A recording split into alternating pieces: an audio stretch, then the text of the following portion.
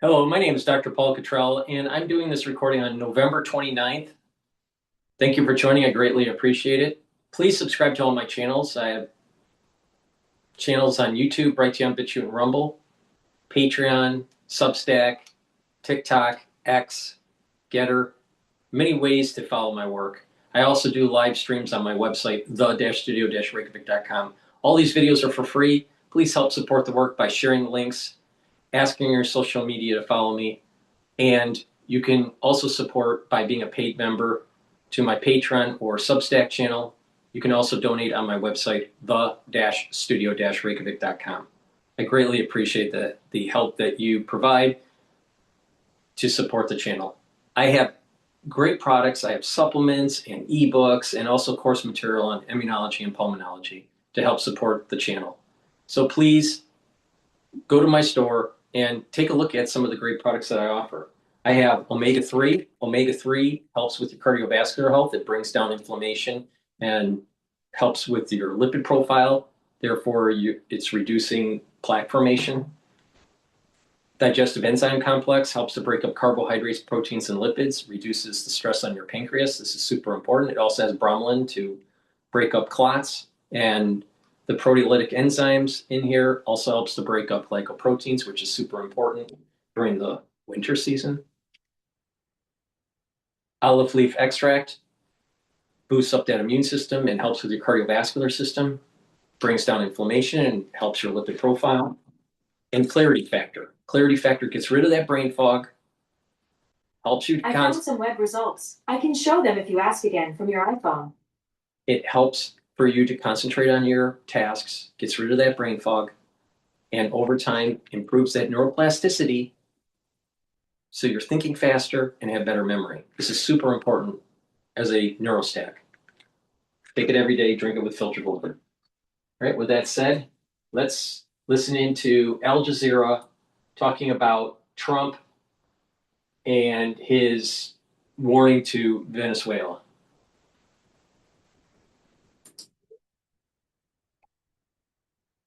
There's some breaking news out of the U.S. now, where President Donald Trump has just announced the closure of the airspace above Venezuela. My friend Rosalind Jordan joining us from Washington, D.C. He's announced this in a Truth Social post. Rosalind, tell us what he said and what all this means. Essentially, the post from the U.S. President Donald Trump says that this is a warning to airlines, to pilots, I assume both commercial and general aviation, drug dealers and human traffickers, that the U.S. is declaring the airspace over Venezuela. Of course, the U.S. is not in control of Venezuela, but the U.S. is considering the airspace closed until further notice. It does not say exactly how the U.S. is going to enforce this. What we have seen, but perhaps most famously in the case of the closure of the airspace over Iraq from the 1980s on until the wars that began in 2003, was that the U.S. military was charged with patrolling the airspace around the Iraqi borders in order to prevent any air traffic from crossing or going in and out of that country. We do not know if that is going to be the case here with the United States. It had been reported on Friday by the New York Times that late in the week of November 21st, a little more than a week ago, the U.S. president apparently had an unreported phone call with Nicolas Maduro, the Venezuelan president, where it seemed, according to those who were sourcing the story, the two men were talking about perhaps having a face-to-face meeting here in the United States, and were perhaps discussing ways to try to reduce tensions between the two countries. The U.S., as our viewers know, has been very angry with Venezuela. It blames Venezuela not just for fueling what the U.S. calls an unprecedented migration crisis, but also by fueling the fentanyl addiction crisis here in the United States by efforting the trafficking of that illegal substance into the U.S. territory and resulting in the addiction and deaths of hundreds of thousands of Americans. The U.S. has also long been very unhappy with Nicolas Maduro being the president of Venezuela. The Biden administration had considered his reelection in 2024 to be illegal. The Trump administration has continued that posture and has strongly signaled that it would like to see Maduro removed from power. So, Rosalind, what do we think this all means? I mean, and especially considering that over the past few weeks, there's been an increase, I would say, in the number of military personnel in the region. Well, it's probably not a good sign for the Venezuelan government. If I were to speculate, it is worth also pointing out that on Thursday and Friday, the U.S. Defense Secretary, or Secretary of War, as he likes to call himself, Pete Hegseth, was on board the USS Gerald R. Ford, which is the aircraft carrier that has been deployed to the Caribbean Sea in international waters, but not far from Venezuela. Part of that military show of force to perhaps intimidate the Venezuelan government from carrying out what the U.S. says are illegal criminal narcotics activities. But this is certainly part of that context. Does that mean that military action carried out by the United States is imminent? We can't say that, but certainly it's one more piece of circumstantial evidence that the U.S. is trying to put very overt, very blatant pressure on the Venezuelan government and not just use diplomatic language to try to change course in that country. What kind of debate has all this sparked in the U.S.? Because, again, over the past few weeks, we know that the U.S. military has killed more than 80 people in boat strikes as part of what Donald Trump and his administration are describing as the anti-drug trafficking campaign. Well, there hasn't been much in the way of public uproar, but there's been a lot of uproar on Capitol Hill. Congressional Democrats and a few Republicans are very disturbed by this campaign on trying to deal with drug trafficking that traditionally have been carried out as a law enforcement action, with the U.S. Coast Guard basically interdicting these vessels allegedly carrying narcotics, and then arranging for the detention and then transfer to U.S. officials for prosecution, as opposed to carrying out these strikes without notice, without any legal authority on these vessels. And in recent days, you've seen more people, especially on Capitol Hill, but also in the legal community, raising very serious questions about whether the U.S. is carrying out war crimes by basically targeting people without any due diligence, and basically acting as judge and jury rather than going through the long-established, decades-long process of arresting and then prosecuting people for criminal behavior. Rosalind, stand by for just a moment, because as you were saying, the U.S. has been rapidly increasing its military presence in the Caribbean. Since August, more than 10,000 American soldiers and fighter jets have been deployed near Venezuela. This is the largest deployment of U.S. forces in the region in decades. The U.S. Navy's largest aircraft carrier, the Gerald R. Ford, has arrived in the Southern Caribbean, and this is the largest ship of its kind in the world, with its own air wing of more than 75 fighter jets, helicopters, and early warning aircraft. And a Navy destroyer carrying guided missiles, helicopters, and Marines has also arrived in Trinidad and Tobago near Venezuela's coast. Venezuela has put its armed forces on high alert, deploying thousands of troops and a reported 5,000 Russian-made missiles across the country to counter the buildup. And now, what we hear in the past 30 minutes or so is the U.S. President Donald Trump announcing the closure of the airspace above Venezuela. Rosalind, was this expected at all? And do we know why now? It was not expected. We don't know why. We are trying to reach out to sources across the U.S. government to find out exactly what is happening. I should note that after he made that post about the U.S.'s closure of Venezuelan airspace, he has now posted about a completely unrelated topic, the ongoing issue of tariffs on goods being imported and sold into the United States. So we don't know if this is actual military action that is about to happen, or whether this is one of the statements that the president is prone to make, as he very actively and very publicly carries out his foreign policy. This is not a government that does things in quiet negotiations in many summits in world capitals. This is a man who very much says what he believes ought to happen, and he goes right to the U.S. public and to the global public through his social media channel. Okay, Rosalind, we'll let you go for now. Thank you so much for that reporting from Washington, D.C. We'll speak to Al Jazeera's Latin America editor, Lucia Newman. Lucia, you're joining us from Santiago in Chile on the telephone. Can you tell us if you've seen any official reaction, first of all, from the Venezuelan government to this development? Well, we had heard just yesterday from President Maduro saying that the United States was increasing its, what he called excuses and lies to try to justify an intervention in Venezuela. And that was before this announcement was made by President Trump. But I can say that the Trump administration has been systematically increasing the pressure on the Maduro government, while at the same time we have been hearing or reading, I should say, about attempts by President Trump to have a phone conversation with Nicolás Maduro. This has not been confirmed, but it is being widely reported that this conversation did take place in order to have some kind of a face-to-face meeting.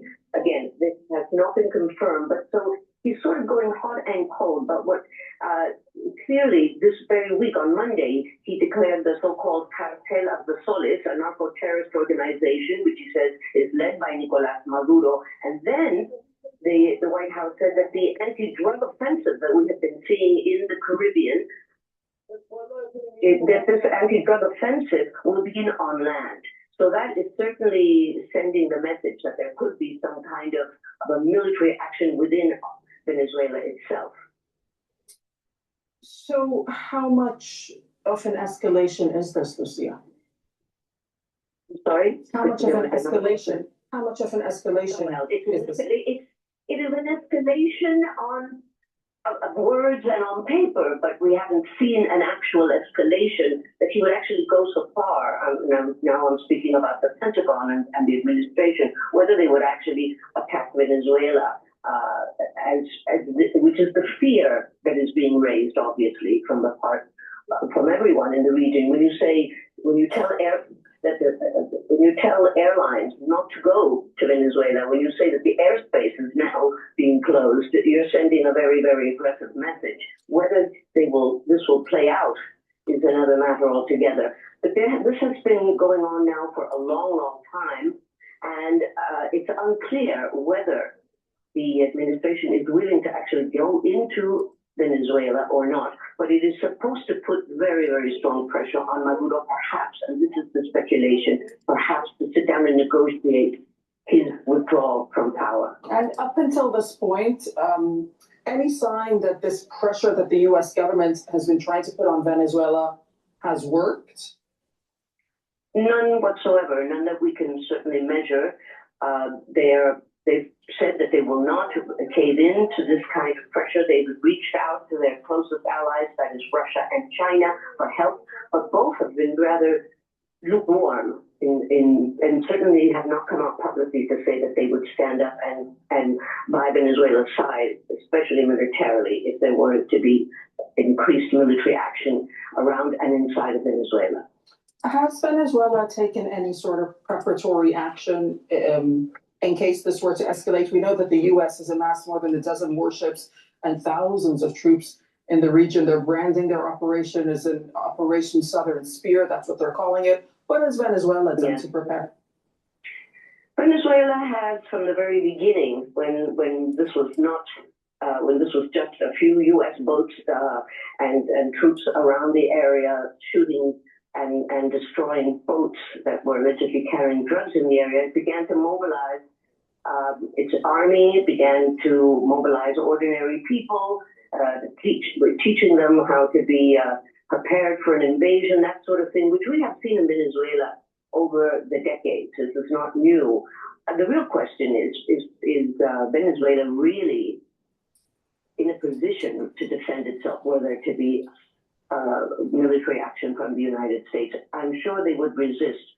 But the strategy, according to people who are in the know, both there and abroad, is that This is to tell the Venezuelan military that they should now withdraw their support for Maduro and that there will be no sanctions taken against them if they do that.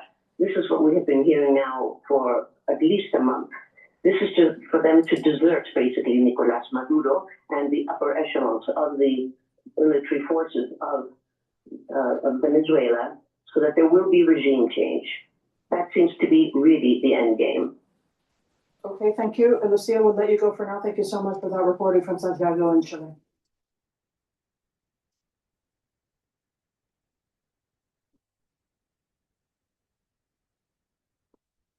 About 85% stopped by sea. You probably noticed that people aren't wanting to be delivering by sea, and we'll be starting to stop them by land also. Please go to my store, the-studio-reykjavik.com. We're going to be going to Times News about Venezuela and the U.S. Navy. Get the great supplements that I offer on my website.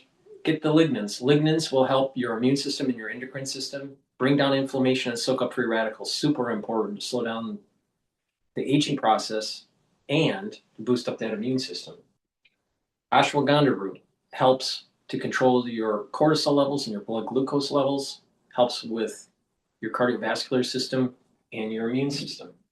And turmeric brings down inflammation and soaks up free radicals. Super important for your immune system and cardiovascular system. And when you bring down inflammation regularly, you're also helping with your brain function because you're protecting your neurons and the integrity of the myelin sheath. Stack these together to get the max benefits. You can stack the turmeric, the lignans, and the ashwagandha together every day to boost up that immune system, help with your cardiovascular system, because you're bringing down inflammation at the vascular level, and also your brain function, because you're bringing down inflammation at the brain level. Now, take the turmeric, the lignans, and the ashwagandha together, and you repeat that on a regular basis, you're going to slow down the aging process. This is one of the key pillars to my anti-aging protocol. This works very well, especially during the winter season. So it's important to boost up that immune system and slow down the aging process. And you'll also notice that when you work out, you are recovering much quicker after your workout, especially if you're old. Another great supplement to take, and you can stack it with what I just mentioned, or take it separately, the heirloom barley. Heirloom barley will help to detoxify your body, bring down inflammation, and soak up free radicals through superoxide dismutase. This is a month's supply. Take it every day. And when you do that, you're helping your immune system, your cardiovascular system, even joint health, and brain function. Please go to my store, the-studio-reykjavik.com. Get the heirloom barley, slow down the aging process. Use discount 5, you get $5 off any order. You spend $100 or more, you get a free gift until supplies last. All right, let's listen in to Times News.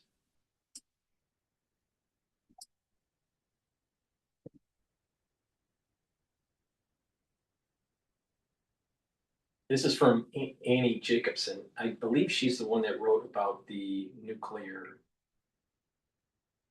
war book that she released last year, I think it was.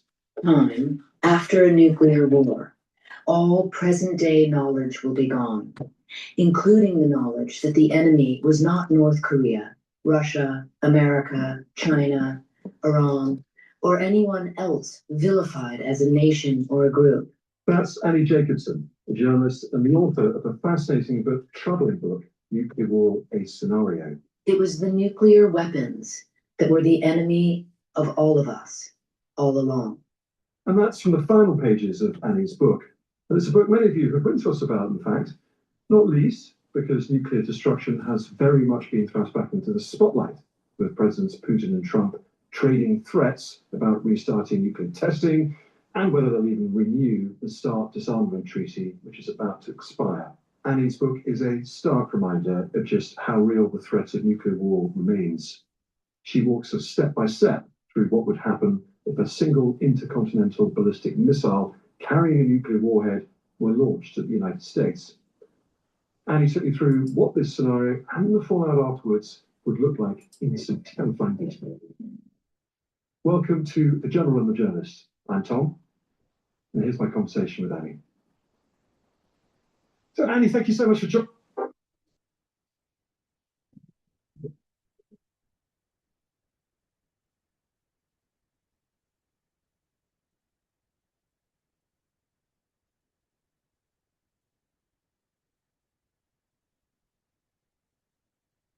Black Friday is the best time to save big on top brands. Upgrade your sleep at Raymore Flanagan. So Annie, thank you so much for joining us. Thank you for having me. So look, a bit about your book first, Nuclear War, a Scenario. It's been a huge hit from the moment it was published in 2024. It's been nominated for literary prizes left, right and centre. Donald Trump says he's read it, and even the Pope has been presented with a copy of it. It's a book of fact, it's not a fiction, and it paints what I think is fair to say is an extremely grim picture of how, over the course of 72 minutes only, the world is very largely annihilated. We'll talk about exactly how this scenario plays out, your thoughts on what we need to do to stop it. But first, Annie, tell me about the genesis of the book. It's your seventh you've written. Why did you choose it? Unfortunately, because I haven't seen this video, they mistitled this. I thought this was going to be about Venezuela. So I think on their end, they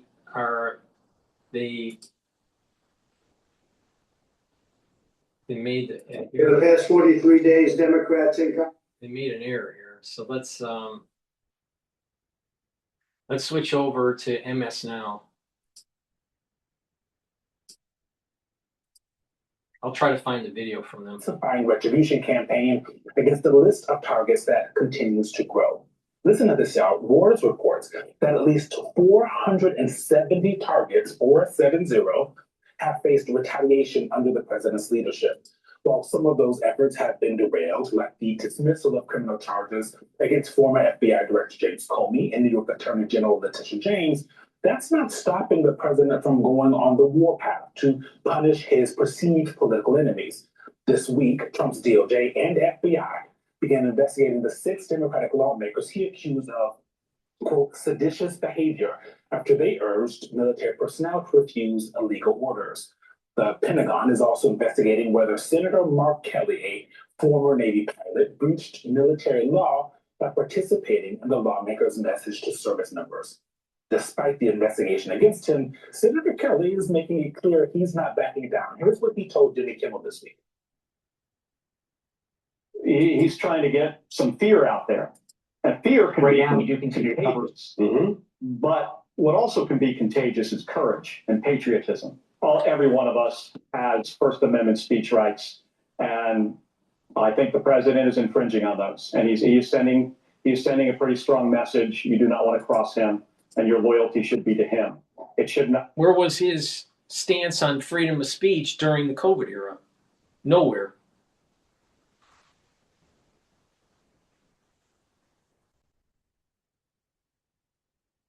It should always be to the Constitution.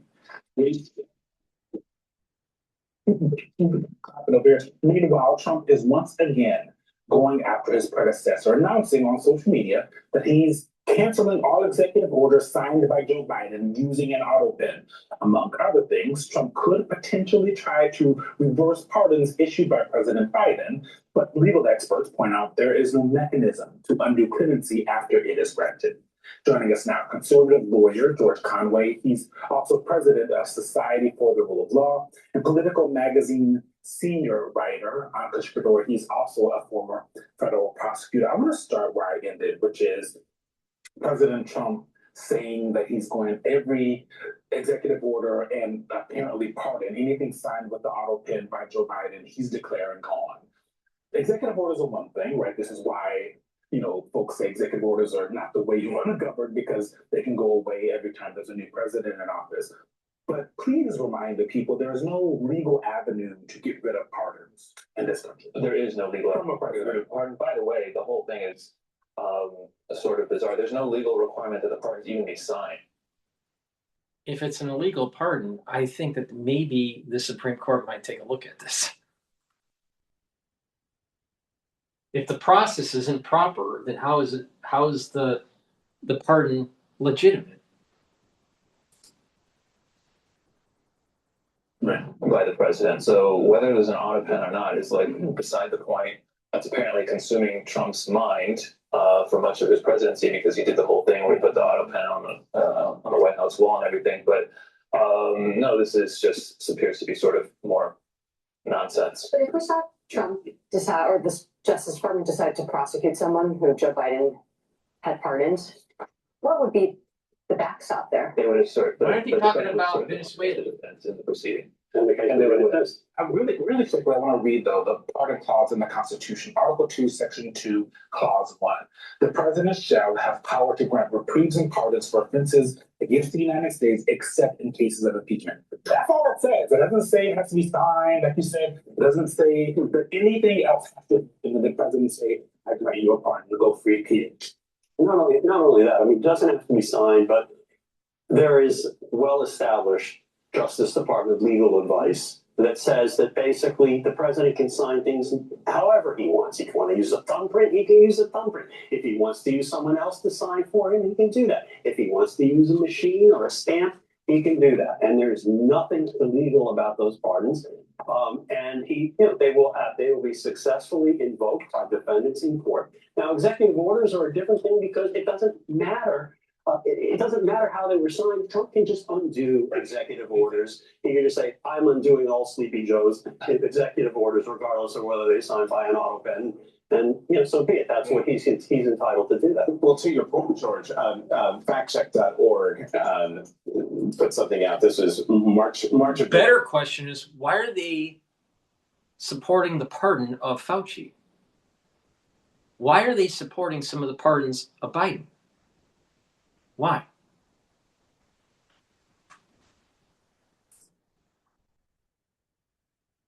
Trump's baseless auto pen claims about Biden's pardons. Legal experts say there is nothing to President Donald Trump's claim that several of former President Joe Biden's pardons are void because they were signed via auto pen. White House lawyers during the George W. Bush administration said the use of an auto pen is perfectly legal, and constitutional scholars say that nothing in the Constitution even requires pardons to be signed anyway, as has been brought up 3 times at this table. Go ahead now. One other thing. I mean, there's only one person who's ever admitted live on camera that he did not know who the person was who he pardoned. Oh, yeah, who was that? That was Donald Trump.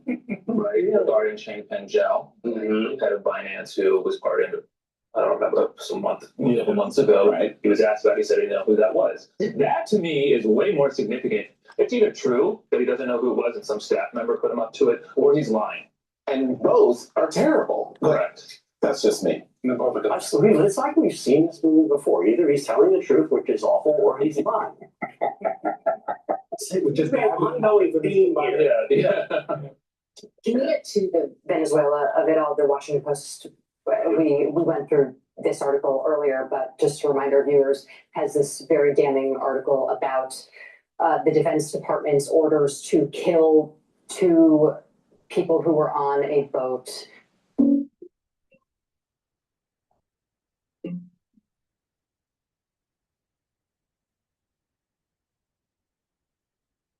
People who were on a boat off of Venezuelan waters, off of the Venezuelan coast, who were not killed in an initial drone strike. It's almost like Mark Kelly and the rest of those Democratic senators actually might have known what they were talking about, or potentially already knew about this report coming out. But there are former military lawyers, people who have actually advised special operations forces in the past, who believe that this order amounts to a war crime, which is that they called it in order to show no quarter. It actually isn't a war crime because there is no war. It's worse than a war crime because, first of all, the bombings in the first place were illegal because there is no war. Right. And these were not combatants. But even if these we know who they are. We still to this day do not know. Okay, they weren't, they weren't naval. It wasn't a naval vessel. It wasn't. There is no war between us and Venezuela. And these people were not sailors or soldiers fighting with weapons against us. So that The law of war doesn't, you don't even get to the law of war. But even if it were, even if these guys were a naval ship armed to the teeth, and the ship was blown up and these guys were in the water, firing against them would be an act, would be a violation of the laws of war. No matter how you look at this, you can apply civilian law, military law, the Uniform Court of Military Justice, international law, foreign law, domestic law, federal law, state law. No matter what legal regime you apply to the second strike, it's murder. Period. It's not even. There's not even an argument. That's how outrageous this is. George, you named a lot of laws there. Just no matter what the legal framework is, it's murder. Right. And so I want to switch gears just a tiny bit because the president of the United States is awake. So wait, so they're defending Venezuela? I mean, this is the problem with the mainstream media. Do we want the drug running to get into the United States and harm our citizens? Now, there's supply and demand. You got to control the supply and you got to control the demand. You got to get these people off the drugs and you got to destroy the suppliers. It's that simple. All right? And we are in our opium wars now. Right? There were the opium wars that weakened China. Well, we're in the fentanyl wars and the other drug wars that are weakening the United States. And it's an existential threat to our existence. But you got a bunch of lawyers that are actually defending the policy of Venezuela. You have lawyers that are basically saying, well, wait a minute, this is an illegal war against Venezuela. Who cares if it's legal or not? Stop it. Stop Venezuela from conducting harm to the United States. Who cares? Is it an existential threat or not? Illegal war, not illegal war. What does it matter? It doesn't matter. You got a bunch of lawyers that really didn't design anything, make anything. They push paper and they think that they're superior to the average person because they have a law degree. And now the reality of the situation is lawyers are lawyers because they didn't have the smarts or were afraid of blood, so they're not doctors. It's the same thing with economists. Economists, typically, they couldn't do well in physics, so they end up becoming economists. Lawyers are what's causing the country to having problems because they litigate everything and all of a sudden they just let our borders more porous, let the illegals run rampant, our cities are in decline, but they followed the law. It's ridiculous. It's ridiculous. I have zero respect for lawyers.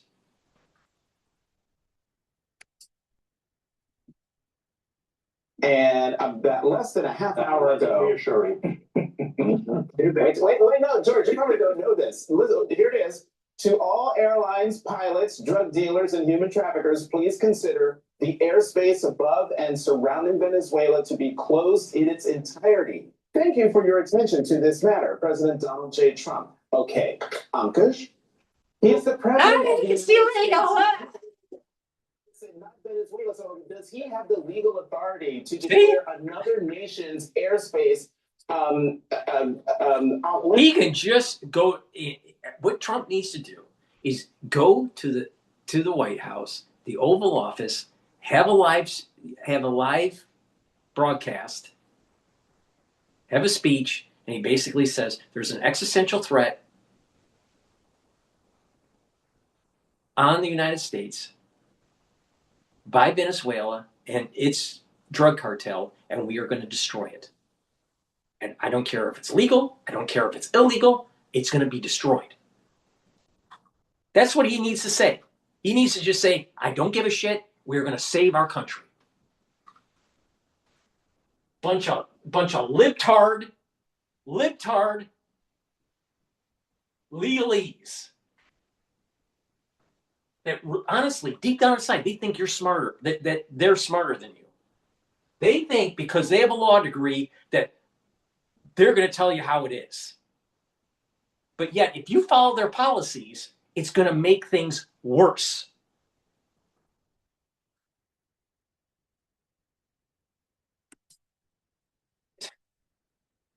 Why Truth Social? No, he doesn't. I actually think it's a little bit worse than that. If what he is saying is true and it's not walked back, and he intends to follow through on his message there, he's saying that our country is about to launch an illegal war. Right? So what? We're going to call it the war on Epstein. These are Messi's, the world's most versatile, fully waterproof shoes. That's cool, but I need shoes I can wear rain or shine, work and play. We're going to call it the war on Epstein. Wait. Knocking out Venezuela is going to stop, or at least heavily curtail, the drug running into the United States. And there's an opium war that's happening. It's new.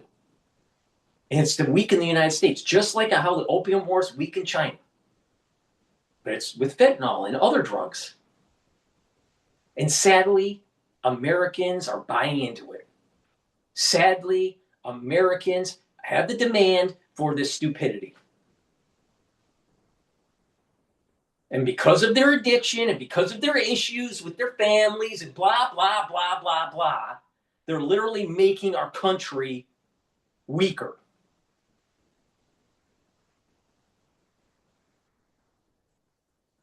And you got these people that just say, it's okay. It's okay. Let's not stop it. Let's just weaken the country. Look at this clown that's in his blue suit and with his afro. Get a fucking haircut, dude. This is not the 1960s.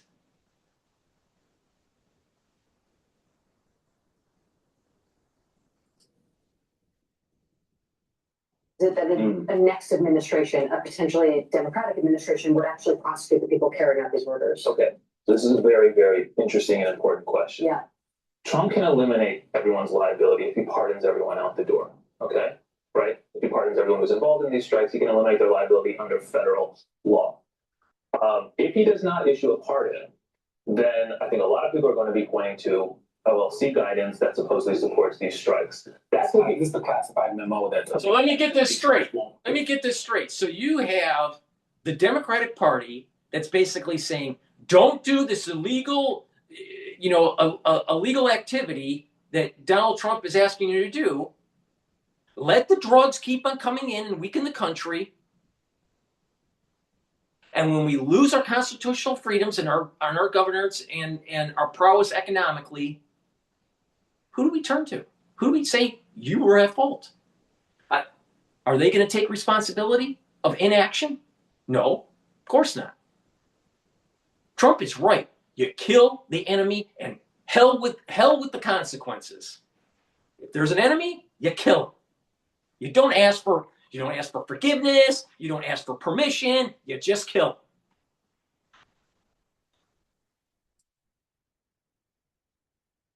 him. Exactly. Which, so far as I can tell, is completely baseless as a legal analytic matter. That memo might help people lower down the food chain. I don't see how it can help the people at the very top, based on the reporting that the legal advice itself has been gained by the people in the Pentagon and the Department of Defense. You cannot invoke a legal opinion in your defense if you have orchestrated the opinion to work in your favor and to reach a predetermined conclusion. So that would be like they're missing the big point here. Venezuela and other countries in South America and even in China are weakening the United States because this is the new opium wars. Now, are we going to follow suit? If we play this out, the United States falls. Now, I'd much rather set the whole fucking world on fire than to have the United States fall. Legally or not legally. These people are such dumbasses. They don't care about the United States. They have no virtue. They don't have the essence of what it really means to be an American citizen. They're so weak. Look at this Afro kid, right? And then this individual here doesn't even look like he can even lift weights. I mean, what is wrong with this country? Where's the virtue of standing up for your constitutional freedoms? No, let's just have an opium war. Let's just, yeah, it's okay. It's okay. Oh, and let's have Marxism and let's push for reparations. This Afro clown wants reparations.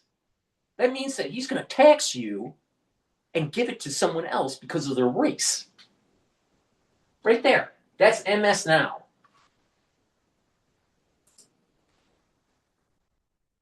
World and the most senior military commanders. Last but not least, even if we're in that federal pardon scenario, and nobody in the U.S. can do it, I think these people in office, particularly the most senior people, Hegseth and all, are really betting a lot that there will be no effort to enforce domestic laws by the South American countries whose citizens are being killed, or international law by international bodies. Those bets may be correct over the long haul, but what about all the deaths from the drugs that are coming into this country, clown? Look at this. Look at this. They don't say anything about the harm that they're doing to the United States. It's Orange Man is going to cause harm in South America. We gotta stand firm and just say Orange Man bad. See, they think they're so smart that they're stupid because in the end they will destroy America.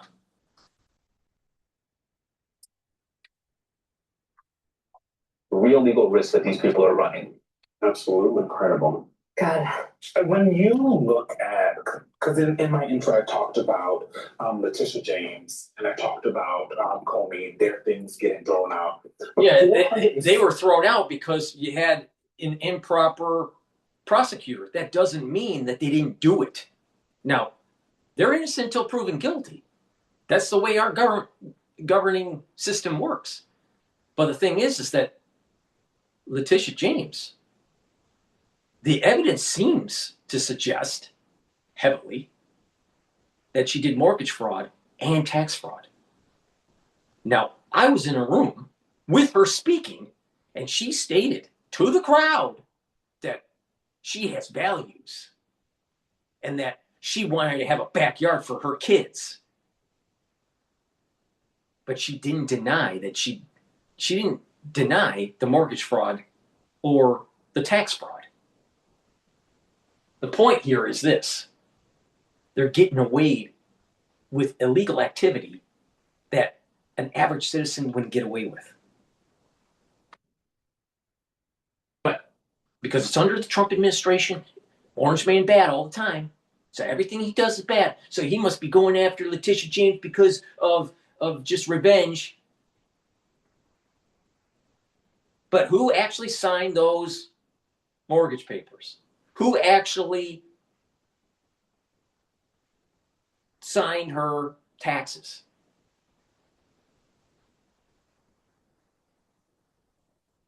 She did mortgage fraud. She did tax fraud. The evidence heavily suggests this. For sure she did tax fraud because she had rental income. She didn't claim it. That's tax fraud. It's unbelievable. It's unbelievable. These clowns. Is it legal? Just litigate it. Just litigate. You miss the main point, and then the country's dissolved. This is the problem you have. You have zero common sense around that table.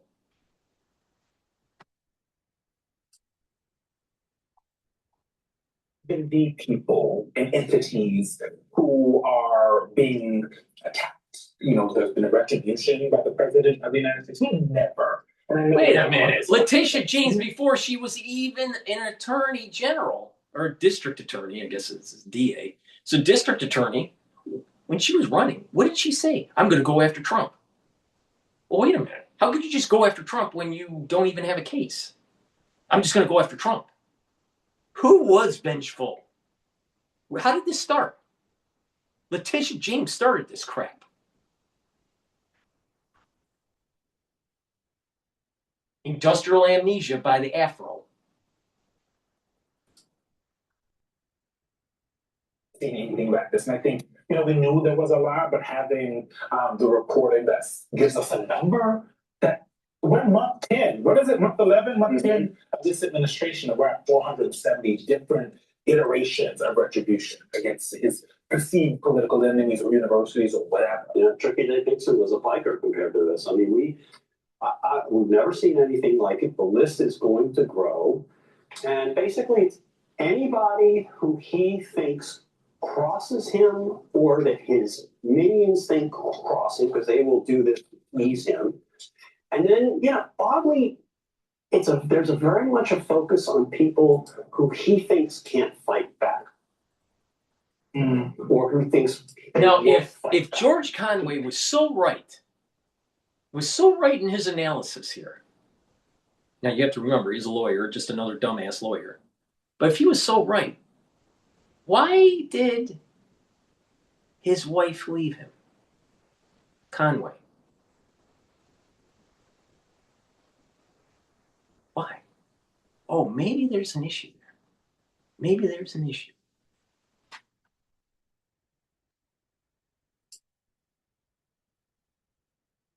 He's a bully. He picks targets that he thinks are most vulnerable, who are going to cave. And then sometimes there are people who he just leaves alone. But this is all designed not just to actually achieve retribution over these 470 and growing individuals. It's designed to intimidate others. And that's where it actually is the most effective, because these. You think there wasn't intimidation by the government under the Biden administration? What about the silencing of conservatives, like mothers saying they didn't like how they were teaching their children and what they were teaching their children in grade school? What about the silencing of people like myself that were trying to warn the public about a very serious problem in 2020 and 2020? In 2020 and in 2021. There was serious censorship. Where are these people? Oh, Orange Man bad. Brain dead Biden good. See? Clowns. It's almost like, I don't even know if they believe it. I don't know if they believe the rhetoric that they're saying. They may just say, you know what? They need a job. They have to be paid by MS Now. And so they'll just be Orange Man bad because that's what the network wants. I'm not sure. I don't know for sure. I'm not positive what their real belief is on this. Their real opinion. Because sometimes it seems like they're fighting logic. Orange Man bad. Orange Man bad. Orange Man bad. That's all they say. At what point do they say that, you know what? Having a president that's stopping the damn drugs, that's saving kids, saving adults, so they don't die from drug abuse, is a good thing. They don't say that. No, what they say is knocking out drug cartels is illegal, is an illegal warfare. What? Who gives a shit? Who gives a shit? As long as Trump gets the job done, I don't fucking care.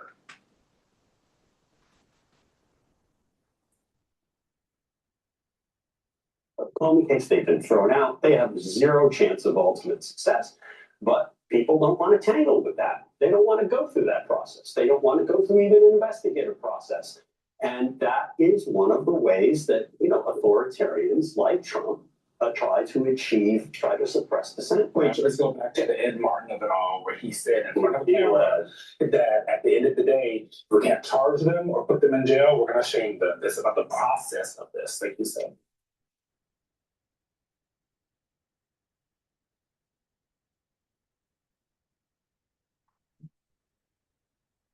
Unbelievable. It's just unbelievable.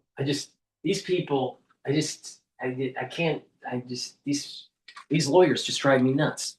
Please go on my store, the sad thing is, let's go off on a tangent because you know what? Today I feel like going off on tangents because it's my show and I can do whatever I want. All right. So I'm noticing this also with the Harvard community. You know, you got a lot of lawyers there, but they orange man bad syndrome. They're not using logic. And the thing is that if you're going to have groupthink, you may lead to the country off the cliff. And there's times that you need leadership to save the republic. And we're at that point in time. Now, you have to have some guardrails. Can't totally go off the rails. You don't want a Caesar. But the thing is that you follow these intelligentsia types, they are going to destroy the country. Please go to my store, the-studio-reykjavik.com, and get the Myotrol. Myotrol will help you to build muscle and maintain muscle. When you get older, your gene expression starts to go down because of methylation. That's part of the aging process. Take the flavonoids, polyphenols, and lignans that are in Myotrol, do resistance training, and you'll reverse that. You're going to be able to build muscle and maintain muscle. For males and females, it works great for individuals 40 years of age and older. If you're an athlete, younger or older, you will also benefit from Myotrol to gain strength. Please go to my store and get the Myotrol. This also stacks well with the Gladiator Barley because Gladiator Barley also helps to build muscle. Vitamin B complex helps to improve the health of your mitochondria, increase your ATP levels. The first 4 B vitamins helps the electron transport chain within the mitochondria to produce ATP. It will help to rev up your cellular metabolism, so your organ systems and your tissues will perform better, and it will help to protect your neurons because it has vitamin B12. Please go to my store, the-studio-reykjavik.com, and get the B complex. All right, let's listen into Live Now. Breaking news that is coming in at this hour to our newsroom. President Trump telling airlines this morning to consider the airspace above Venezuela closed. He posted this right here on Truth Social saying, quote, to all airlines, pilots, drug dealers, and human traffickers, please consider the airspace above and surrounding Venezuela to be closed in its entirety. He adds, of course, thank you for your attention to this matter. The president's comments coming about a week after the Federal Aviation Administration, that's the FAA, warned airlines about flying over Venezuela. The FAA issuing a notice urging airlines to, quote, exercise caution due to the, quote, potentially hazardous situation in that region. Want to pop up one of the live images that we do have right here. This is a live look over the White House. Now, the FAA advisory in part read, quote, operators are advised to exercise caution when operating in the flight information region at all altitudes due to the worsening security situation and heightened military activity in or around Venezuela. It goes on to say, quote, threats could pose a potential risk to aircraft at all altitudes, including during overflight, the arrival and departure phases of flights and or airports and aircraft on the ground. Now, they also requested airlines to provide at least 72-hour advance notice to the FAA if they did plan to fly through that area. Some international airlines then canceled their flights to Venezuela following that warning. Direct flights from U.S. passenger and cargo carriers to Venezuela have been suspended since back in 2019, but Reuters does report that some airlines still fly over the country on their South American routes. I do want to pop up this video on your screen right here because all of the comments, of course, coming as we are getting different video and information here. President Trump and his administration stepping up their strikes on suspected drug cartels in and around Venezuela, saying those strikes are expected to continue. And some of this video here coming from President Trump and the Secretary of Defense and War, Pete Hegseth, releasing the video of several of these strikes. Now, several fatalities have been reported as well. A lot of information here, so we will make sure to keep you updated on Live Now from Fox. You're not a child, you're a man. So stop wearing so many layers to go outside. You get the Bearskin Tactical Hoodie 4.0, the 10-pocket. Please go to my store, the-studio-reykjavik.com, and get the peppermint, lavender, and tea tree or the citrus deodorants. These deodorants will help to make you smell good. You use it as a daily deodorant, but it'll also help to detoxify your body. And when you do that, that's helping your immune system and your endocrine system. You can use this for males and for females. Use it every day. It's dual purpose. It's made from essential oils from the Himalayas. It's very high quality, extremely high quality. Get a couple bars for your household. Please help support the work and get the deodorants. It's dual purpose, very high quality. And the zeolite. Zeolite binds to heavy metals, toxins, and chemicals. You take 3 small drops underneath your tongue, drink it with filtered water, take it every day, and it's going to bind to them and allow you to urinate those toxins and chemicals and heavy metals out in about 6 to 8 hours. Do that every day, and you're going to be improving your immune system and your endocrine system. Detoxifying your body is going to help for your body to get into homeostasis and slow down the aging process. And take Boomer Boost. Boomer Boost has 68 nutrients, has a very comprehensive compound profile here. You can read the label more closely on my website, but this is a month supply. It will help with your brain function and your musculature, improve your energy levels, and speed up your metabolism. Super important. Help with your cardiovascular health. Take it every day. You'll notice the effects of this within 72 hours. You're going to have a steady burn of energy. You're going to have more vitality. You're going to be more active. And you're going to be able to concentrate better. And you're going to get rid of that brain fog. And you'll be sleeping better. This is very powerful. And if you stack this with my overall core anti-aging protocol, you get added benefits. This is very powerful just by taking it by itself. You can also stack this with the heirloom barley or the gladiator barley. This will help to control your blood glucose levels, your A1C levels, super important. Do some resistance training, drink filtered water. The stack that you should take this with to get that core protocol, take the multivitamin and the probiotic as the foundation. The first pillar, Max 35 or cleanse to boost up the immune system. C60, strong antioxidant, is the second pillar. The third pillar, turmeric, ashwagandha, and lignans to boost up the immune system and help with your cardiovascular system. And Boomer Boost, rev up that energy level and your metabolism, but you get the added benefits of brain function, musculature, cardiovascular health. So please go to my store, the-studio-reykjavik.com, get the Boomer Boost. It's going to slow down the aging process. When you do that, you'll be healthier. Use discount 5 and you get $5 off any order. If you spend $100 or more, you get a free gift. And you like free gifts, right? All right. Make sure you can go to the store, my store, the-studio-reykjavik.com, and get these supplements and use them as gifts to push someone in the direction of good health. Because the healthier you are now, and you do this regularly, you'll get the compound benefits when you're older. So you don't spend as much on health care. Because if you're healthy when you're older, you don't need the doctor. You don't need the medication.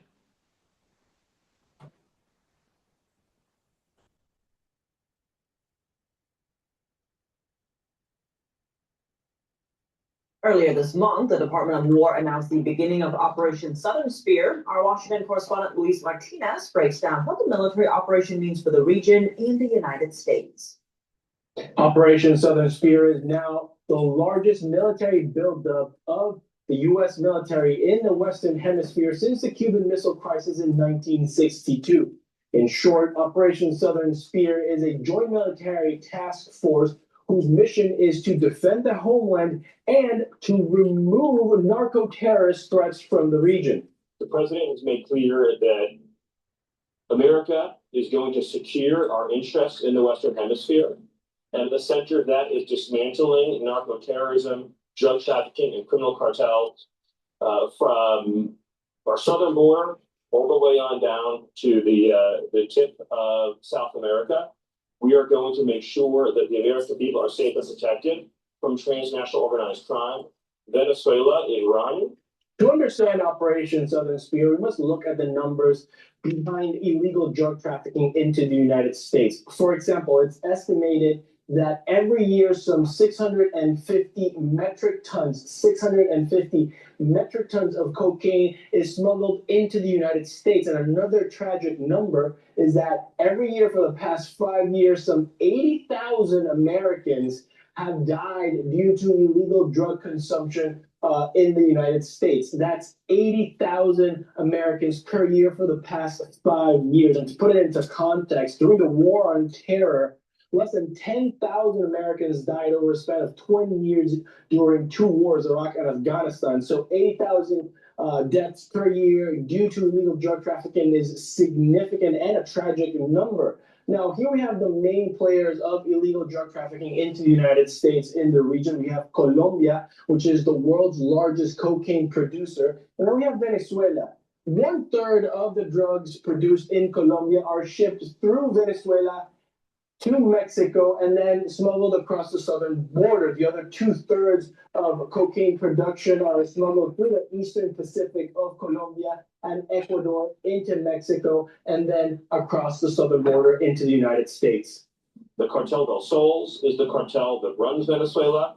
And as we've seen with all of these drug trafficking vessels, these narcoterrorism vessels that are leaving Venezuela and Venezuelan waters, they are shipping massive amounts of deadly narcotics into the United States. And so all of these actions represent a direct threat to the lives and safety of the American people. And so the defense of the War Department's Operation Southern Spear is the commitment of this administration to use lethal force to stop criminal terrorist cartel from threatening American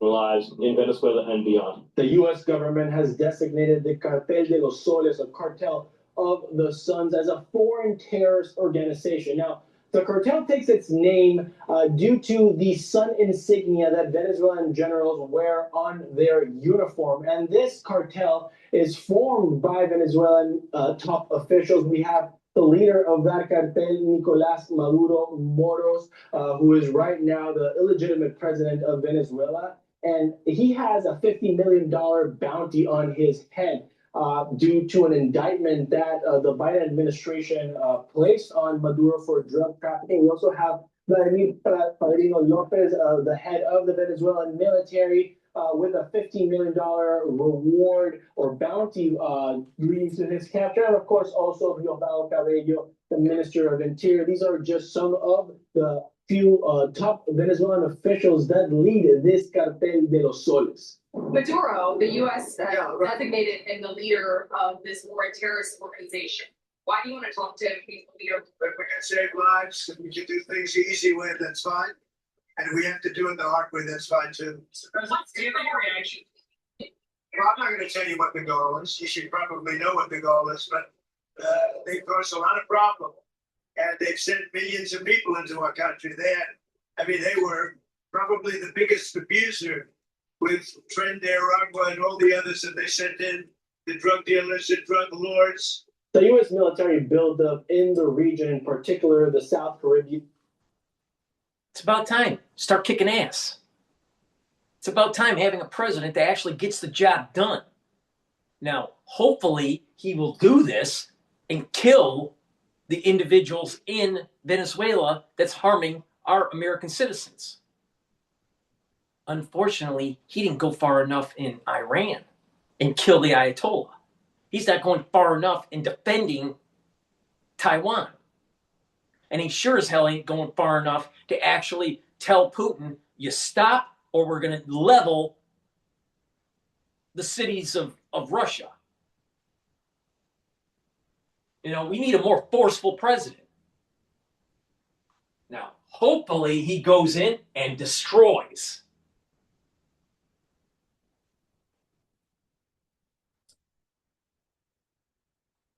He began over 2 months ago, but it was during the month of November that the USS Gerald R. Ford, the US's largest and most advanced aircraft carrier, arrived in the region of operation of Southern Command. Now, this aircraft carrier holds a total of 4,500 sailors and military personnel aboard. And it also has the capacity to have over 75 aircrafts in that carrier to launch strikes. And these are including F-18s and F-35s. And of course, it's also very important to note that an aircraft carrier doesn't just travel by itself. It has 3 escorting destroyers. These are 3 destroyers that are missile-guided destroyers. Now, having an aircraft carrier in the region signals that the U.S. military wants to have the ability, the capacity to have sustained military operations, as an aircraft carrier serves as a refueling platform for aircraft that are going on missions during a sustained period of time. A decision about what you want to do next up as well. I understand you don't want to take your hand. Is there anything you're ready to rule out at this point? Are you ruling out U.S. troops on the ground? No, I don't rule out that. I don't rule out anything. You just have to take care of Venezuela. They dumped hundreds of thousands of people into our country from prisons. I'm not in love with the people running Venezuela. I love Venezuela. I love the people of Venezuela.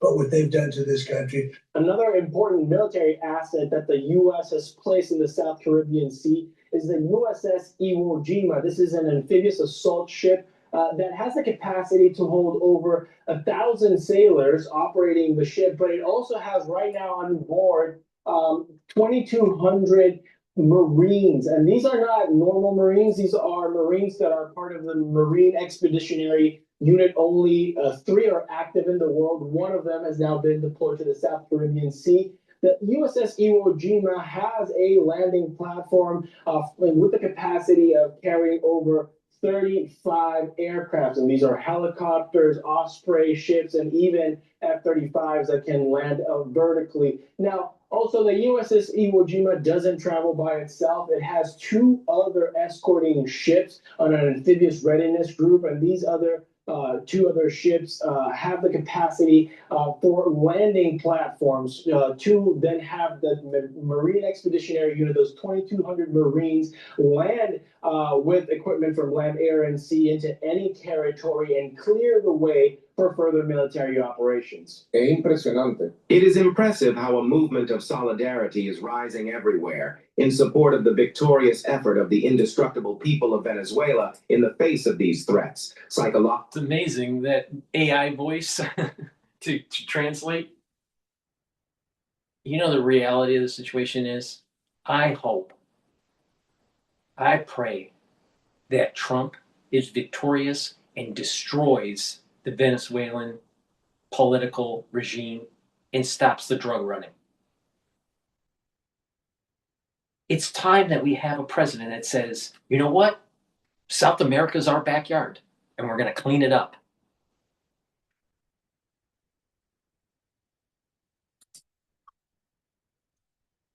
Political, diplomatic wars, whatever they do, however they do it, wherever they do it, they will not be able to defeat Venezuela.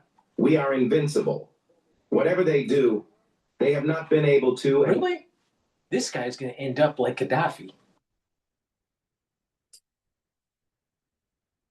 Never be able to defeat our homeland. Never. The regime of Nicolás Maduro in Venezuela has touted support from the likes of the Chinese Communist Party, the Russian regime of Vladimir Putin, the Iranian regime, and even the communist Cuban regime. But the U.S. has also had a series of allies step forward in the region in support for Operation Southern Spear.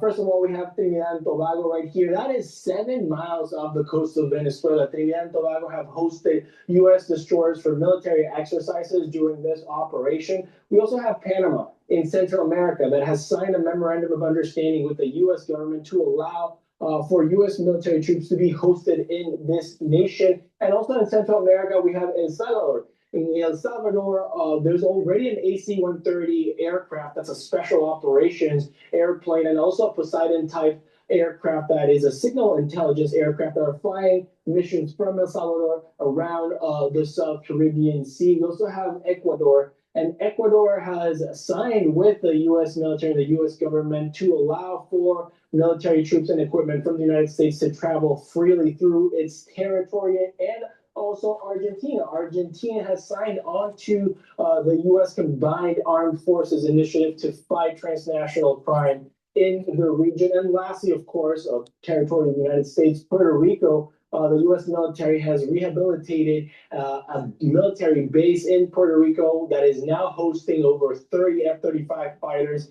and B-2 bombers.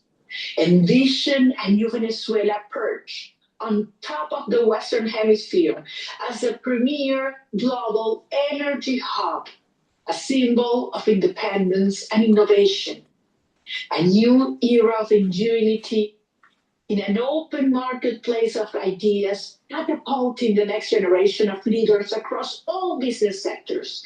From the regime of Nicolás Maduro in Venezuela, the writing is on the wall. There is regional support for Operation Southern Spear. There is a legitimately elected opposition government in Venezuela waiting to take power if the narco-terrorist threat is removed. And the U.S. has mobilized all the military equipment and assets into the region to decisively and effectively remove the narco-terrorist threat and defend the homeland.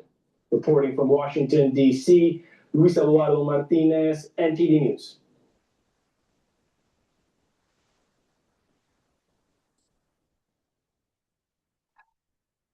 All right. What I want to do is listen in to, I want to play, let's listen into CNN about small businesses. Before we do that, please go to my store, the-studio-reykjavik.com, and get the collagen. Collagen will help with your skin, your nails, your hair. Also, your musculature, your bone density, your joint health, and cartilage. It's dual purpose. You take this regularly, you're going to slow down the aging process. So please go to my store, get the collagen. This is great, especially if you take the vitamin C and magnesium and drink it with about 32 ounces of filtered water or 64 ounces of filtered water throughout the day, and that will improve your dermal layer of your skin. Collagen is super important. Make sure you take this every day and do some resistance training to build denser bone and musculature. Please go to my store, use discount 5. You get $5 off any order. All right, let's listen into CNN here. At 6 a.m. on Black Friday. So be the first to snag Lowe's doorbuster deals and your choice offers before they're gone. Get more holiday for less. November 5th, 2020. Gifts, decorations. You know what? How will we afford the holidays? I'm going to pivot to a different video. This happened 2 weeks ago. Venezuela attacks the wrong U.S. aircraft carrier. All right? This was published 2 weeks ago. But I think this is going to be interesting in the context of what's going to happen very shortly, where Venezuela is going to be completely destroyed. Watch.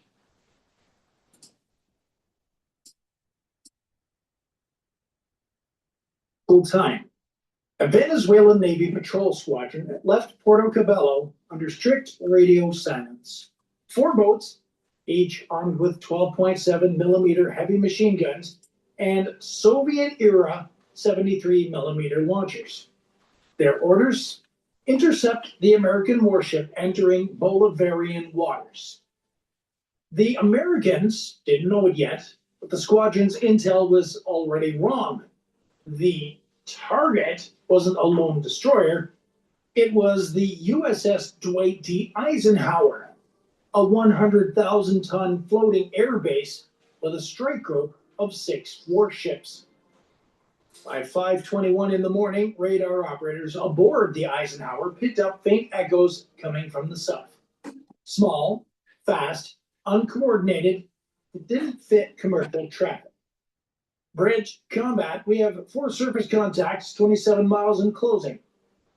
The carrier's captain turned. Copy, let's light him up. Within seconds, the USS Gravely and the USS Mason adjusted course, forming a defensive wedge ahead of the carrier. The escort pattern tightened. The Phalanx Sea Whiz turrets rotated to standby. Every sailor on the deck knew this formation meant one thing: possible hostile approach. The Venezuelan lead boat, Naiguata 23, pushed its throttle past 40 knots. Its captain thought they were chasing an American destroyer running solo. His radar tech didn't notice the massive radar signature behind it, the carrier itself. At 5:48 in the morning, the Venezuelan squadron broke radio silence. You are entering Bolivarian waters. Alter course immediately. No response, just static from the carrier. 3 minutes later, the boats crossed into visual range. And that is exactly when every sailor on the Naiguata 23 realized their mistake. They weren't staring at a destroyer. They were facing a U.S. aircraft carrier, backed by a fully armed strike group already locked onto their position. The Venezuelan boats didn't just stumble into any American ship. Nope.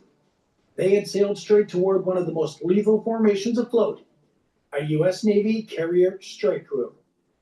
At the center, the Dwight D. Eisenhower call sign Ike, nuclear-powered, 4.5 acres of armored deck, and carrying nearly 70 aircraft.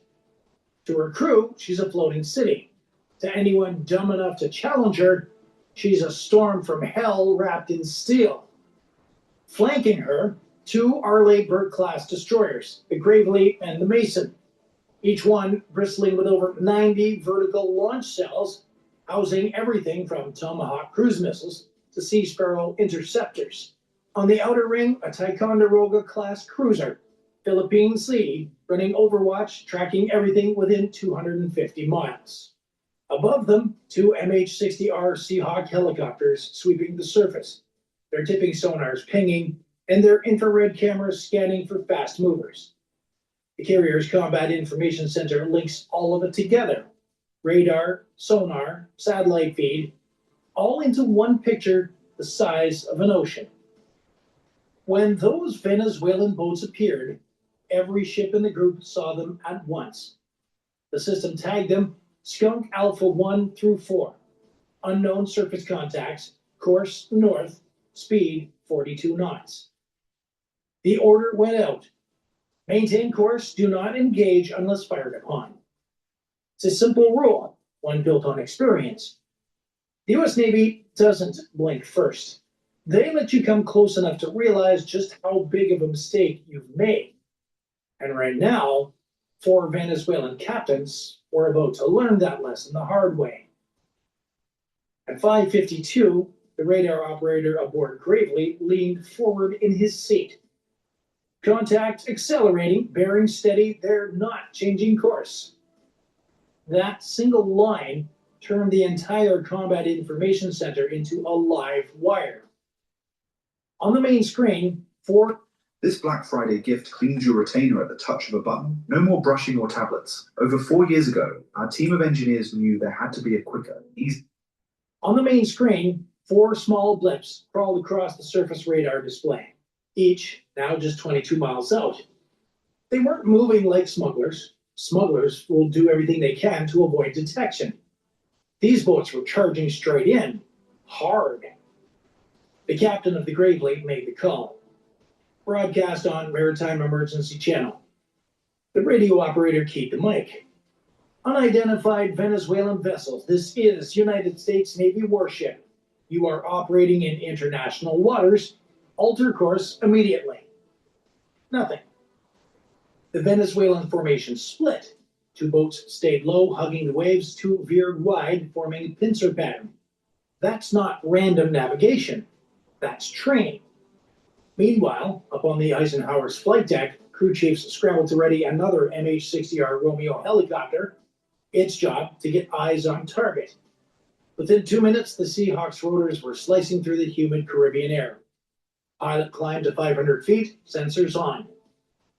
Visual contact, 4 fast patrol craft, approximately 45 feet, painted navy gray, flying Venezuelan flags, guns mounted forward. The carrier's command center cross-linked the video feed to every ship in the formation. The image was crystal clear, wakes slicing white trails toward the U.S. group.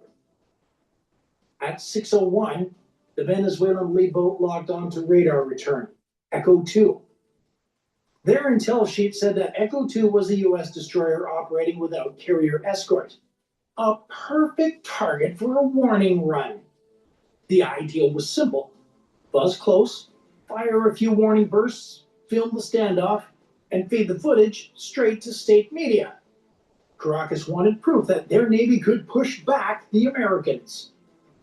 But their data was 2 days old. Echo 2 wasn't alone anymore. Overnight, the carrier strike group had shifted position.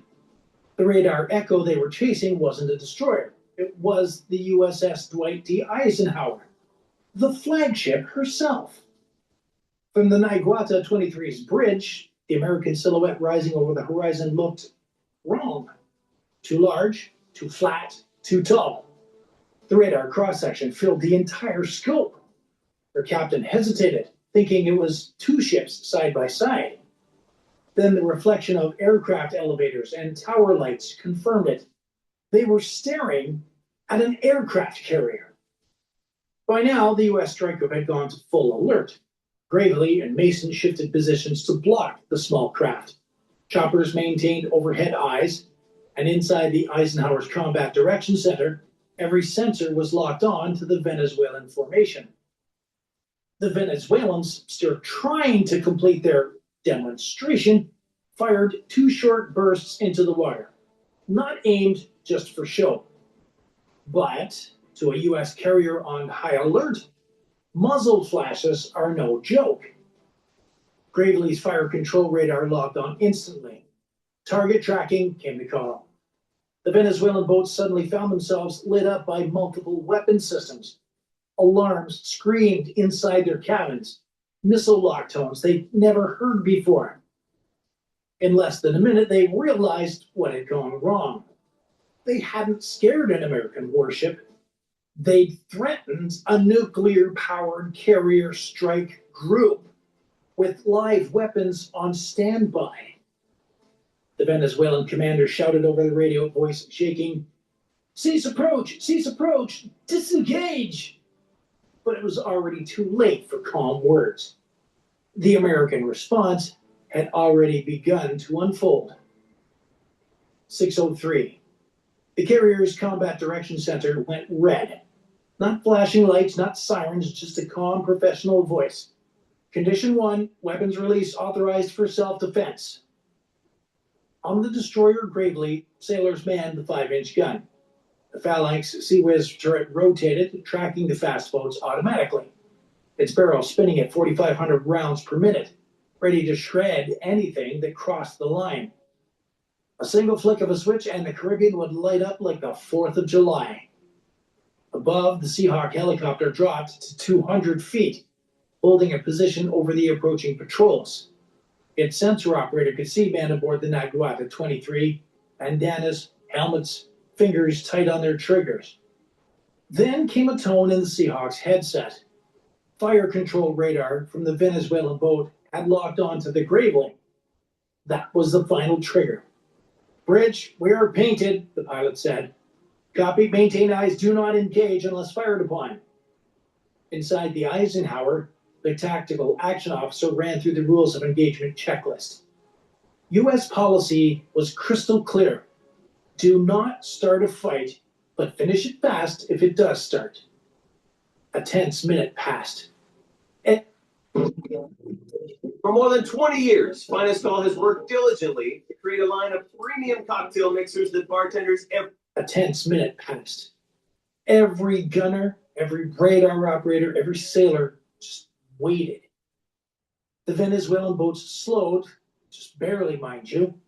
Then one boat accelerated again, skimming the surface at 45 knots straight toward the Gravely's bow. "Standby countermeasures," came the call. Chaff pods armed, laser designators warmed up. One mistake, one burst too close, and it would all end in seconds. The Gravely's captain kept his hand steady. He knew the math. 4 small boats against 2 destroyers and a carrier? That's not a fight, that's a suicide note. At 6:06, the Seahawk reported, "One vessel has broken formation, turning away." Then another. Then the radar paints began fading, one by one. The standoff was breaking, slowly, but not peacefully. The American guns stayed hot. The radios stayed cold.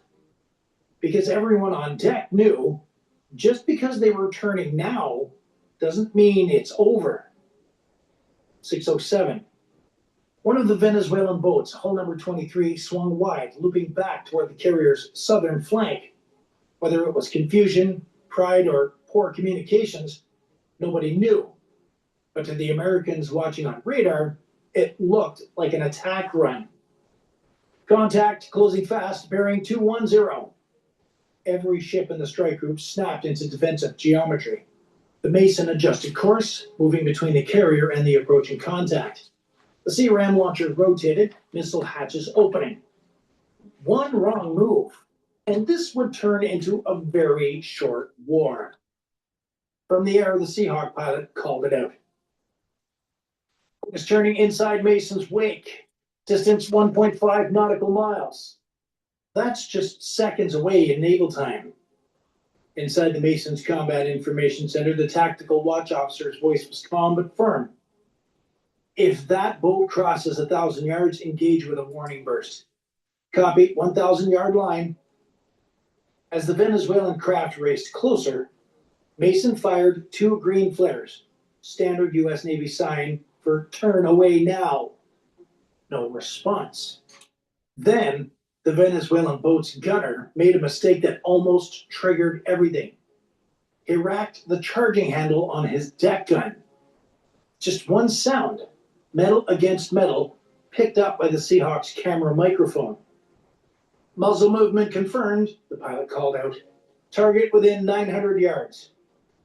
Gravely's captain raised his hand. Hold fire just a second longer. At 6:08, the Venezuelan boat suddenly veered hard to port, engines whining as it peeled away, throwing up white spray. The other boats followed, formation broken. Then word came over comms. Contacts retreating, all units stand down weapons, maintain tracking. It had been a minute from a gunfight neither side wanted, but both were seconds away from starting. By 7 o'clock, the sea was empty again. No Venezuelan boats in sight, no engine echoes on sonar. The strike group held course, speed 20 knots, heading north. But the fight wasn't over. It was just moving to another battlefield, the political one. 2 hours later, Venezuelan state media released a short, grainy video. It showed their patrol boats racing across open water, overlaid with the narration claiming they had repelled an American incursion. In Washington, the Pentagon wasted no time. They published satellite images and full radar logs proving that the U.S. group had been operating inside international waters more than 80 miles from Venezuelan territory. The Navy called it reckless brinkmanship. Caracas called it sovereign defense. Both sides were technically right and completely unwilling to back down. Diplomats scrambled behind the scenes to cool things off. No shots fired, no injuries, just a near miss. But inside the fleet, sailors knew the truth. The difference between a near miss and a war can be as small as a misunderstood radio call or one nervous finger on a trigger. By the next day, the Eisenhower strike group quietly shifted farther north. The Venezuelan boats returned to port under radio silence. Both nations moved on publicly. But everyone at sea knew this wouldn't be the last close call in these waters. People think warships can see everything. Are you wearing 7 layers and still freezing your man nipples? You need the new 340 GSM military-grade bearskin. People think warships can see everything. In reality, the ocean still hides mistakes better than any battlefield on Earth. At night or in low light.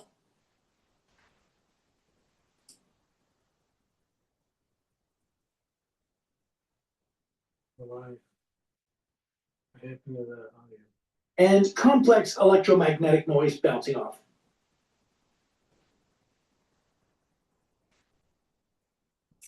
Your target suddenly isn't what you think it is. That's what happened here. Venezuelan patrol crews were using shore-fed radar data, not live ship sensors. Their coordinates came from a static grid that didn't account for the carrier group's overnight repositioning. Patrol into a full-blown confrontation. And when governments mix politics with poor situational awareness, things get dangerous fast. Naval officers call it threat mirroring, each side interpreting the other's move as aggression, even when it's just self-defense. The truth? Modern navies rely on human judgment just as much as technology. And one misread radar echo or one misheard transmission can spiral into international crisis before anyone even says the word fire. The official reports later called it a routine encounter. The sailors who were there called it something else, closest they come to firing live rounds outside of wartime. Looking back, it's hard not to wonder how thin that line really is. One flare, one wrong radar lock, one commander losing his nerve.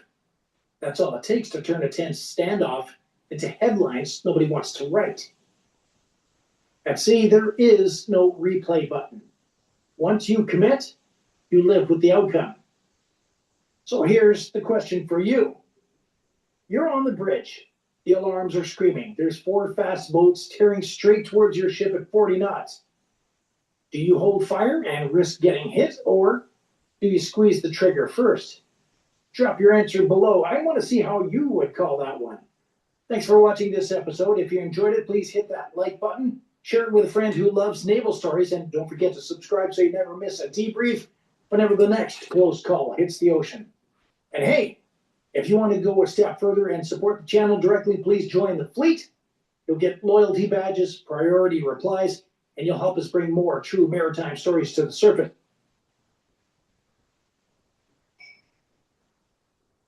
Please go to my store, the-studio-reykjavik.com, and get the C60. Take it on an empty stomach, preferably. Take a teaspoon a day, every day. This is going to soak up free radicals and slow down the aging process. It's 1,000 times more potent than vitamin C. You can get it in extra virgin olive oil, MCT coconut oil, or avocado oil. You can get it in a 2-ounce, a 4-ounce, or an 8-ounce configuration. It's going to soak up free radicals, help the health of your mitochondria. You'll have more energy. You'll have less stress in the cell. Your tissues and your organ systems will perform better. You will have a better immune system and endocrine system, also brain function. By soaking up free radicals at the vascular level, you're going to reduce plaque formation. And for your brain, it's going to soak up those free radicals and reduce stress at the neuron level, produce more ATP.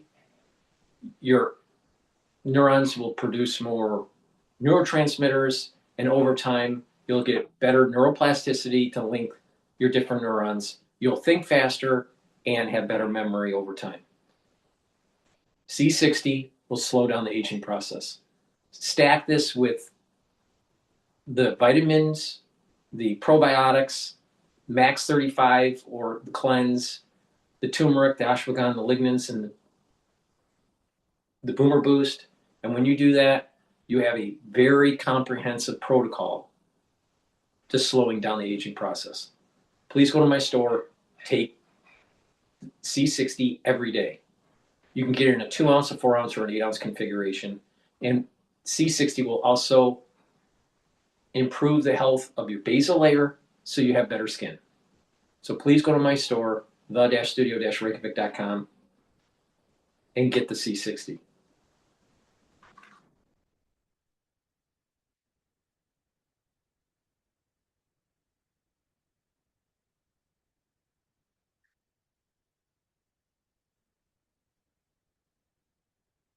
I think it's a good idea for regime change to happen in Venezuela because the Venezuelan people have already spoken on this issue. It would be good for the region, it would be good for Venezuelans, and there's very little popular support to this criminal organization operating at the top.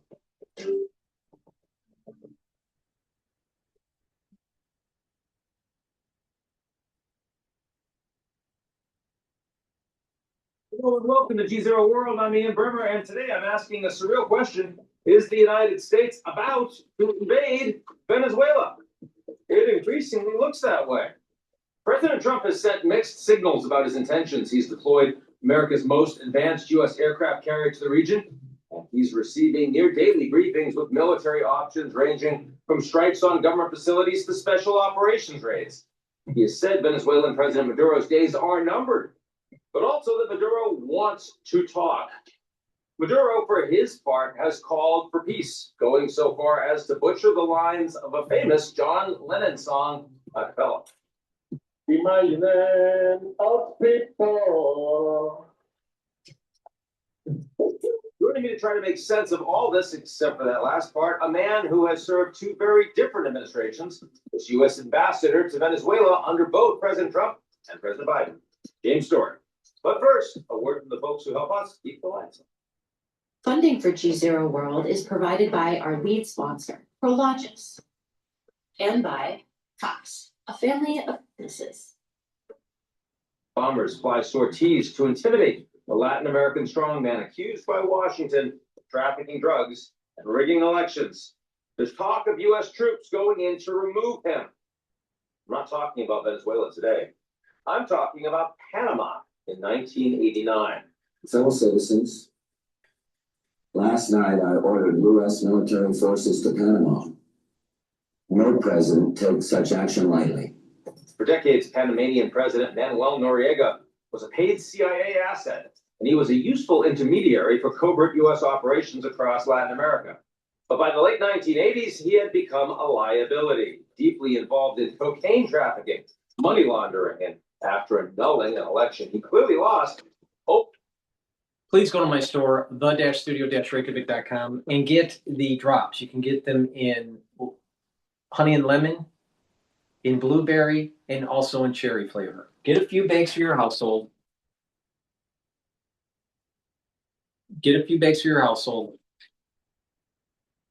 And be prepared for the winter season. Make sure you go to my store, the-studio-reykjavik.com. This is the end of the broadcast. Thank you for listening, and have a nice day.